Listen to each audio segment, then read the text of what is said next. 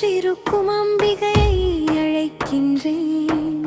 சின்ன சின்ன கால்களிலே தண்டைகளை அணிந்து கொண்டு என் எண்ணங்களை தித்தி ஜல் ஜல் ஓசையிலே ஆடுகின்றாள்.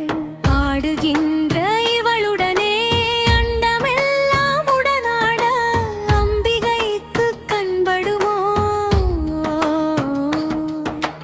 கார்மேகமை எடுத்து கண்ணமதில் வைக்கின்றேன்.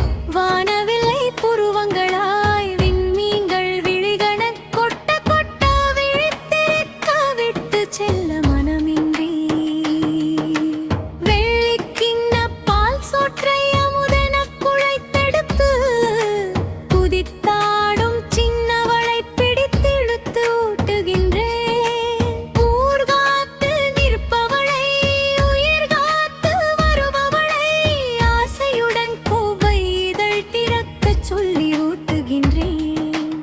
நானும் ஓர் தாயாக முத்தும் பவளமும் சிந்துகின்ற மழலையிலே